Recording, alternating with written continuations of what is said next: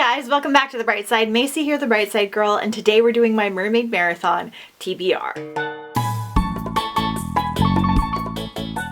In case you somehow missed it, I will link all the information for Mermaid Marathon down below in the comments and the announcement video up in the cards. But it is my Mermaid Pirate Island ocean themed readathon running June 26th through July 9th. It is a 2-week readathon. It's the biggest readathon that I do every year. We have the most people participate. I do the biggest giveaway, and we just have the best time reading all the oceany, mermaidy type of books. You do not have to read only mermaid books to participate, so be sure and check that announcement video for more details. But for now, we're going to talk about the things that I plan to read for Mermaid Marathon. As a lot of you know, I always have a huge TBR of physical and audiobooks ready to go in case my mood changes or I don't like something. So I'm only going to be sharing a couple of them with you today. Basically, I'm going to show you the ones I'm doing for the reading challenges. So we have 5 reading challenges. Now you can combine these if you find a book that matches all of the categories. You can read one book and it totally counts. I'll be picking at least one book for each reading challenge, so 5 in total. So we're going to talk about those now. Challenge number 1 is to read a book with a mermaid or a fin on the cover. And for that one, I'm going to be picking Skin of the Sea by Natasha Bowen. Last year I found this gorgeous, I think, Owl Crate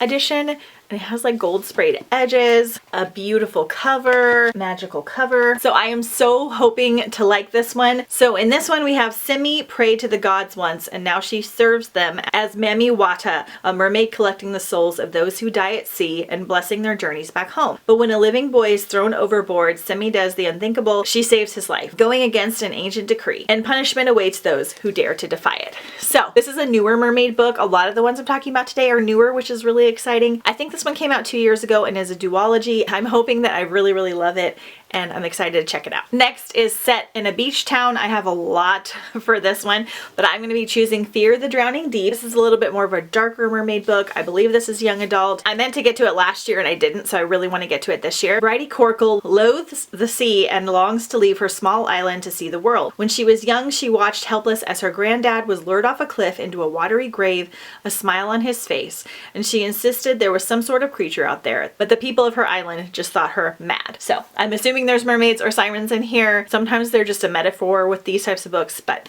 we're going to check it out. Next up is an island adventure. For that one, I have chosen Ice Massacre by Tiana Warner. So in this one, a mermaid's supernatural beauty serves as one purpose: to lure a sailor to his death. The massacre is supposed to bring peace to Ariana Kwai. Every year, the island sends its warriors to battle these hostile sea demons. Every year, the warriors fail to return. Desperate for survival, the island must decide on a new strategy. Now the fate of Ariana Kwai lies in the hands of 20 battle-trained girls and their resistance to a mermaid's allure. This is like very female empowering, and I've heard really great things about it, and I think it has a graphic novel as well, so very excited. Next we have a Set at Sea. Again, a lot of the ones I'm reading will work for this, but I'm going to be doing Mermaid the Witch and the Sea, and this is about a desperate orphan turned pirate and a rebellious imperial daughter find a connection on the high seas in a world divided by colonialism and threaded with magic. I've heard awesome things about this one. I believe it takes place on a ship. There's a mermaid and a witch, and it sounds like such a fun read. And then the last challenge is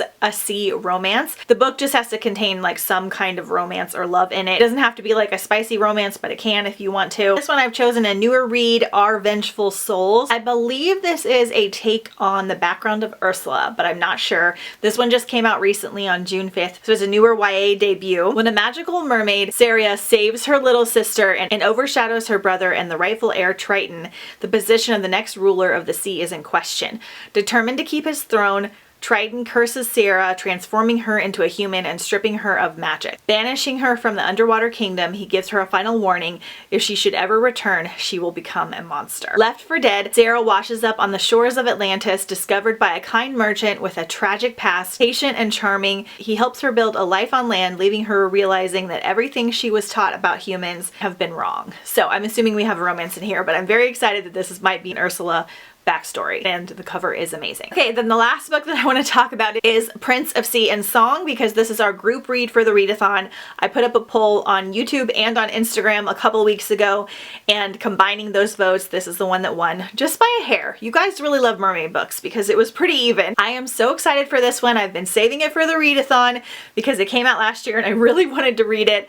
This is by Lindsay Miller, and this is part of a new series where we're following the perspective of the Disney princes so this is a Disney book, which sometimes can be hit or miss for me. Before Prince Eric's mother, the Queen of Valona, went missing 2 years ago, she reminded him about the details of the deadly curse that has plagued his entire life. The curse, if he were to kiss someone other than his true love, he would die. We've got a whole twist on the Eric story in here. I'm not sure if it's before, after, or during actual Little Mermaid time, but I'm very excited. This is the first book in the series, and this is the group read. You do not have to read it to participate, but it is fun to kind of read something that everybody else is reading at the same time. Those are the main things that I want to talk about. I have a way bigger TBR than this that I will be reading during the readathon. I'll be vlogging the whole 2 weeks, so you'll see everything that I'm reading, and I will do a wrap up at the end as well. Let me know if you're participating down below in the comments. Don't forget to check out the Mermaid Marathon graphics. The folder will be linked down below. I have really fun graphics for your Instagram. If you want to participate on there, I'll be doing a lot on my stories, and we have photo challenges every day and things like that. So if you want to check it out, make sure to follow me at The Bright Side Girl as well. We're just a week away from the readathon. I'm very excited to see everything you guys are reading and chat about all things mermaids, pirates, island adventures, and more. Thank you guys so much for watching. I'll see you guys next time on The Bright Side.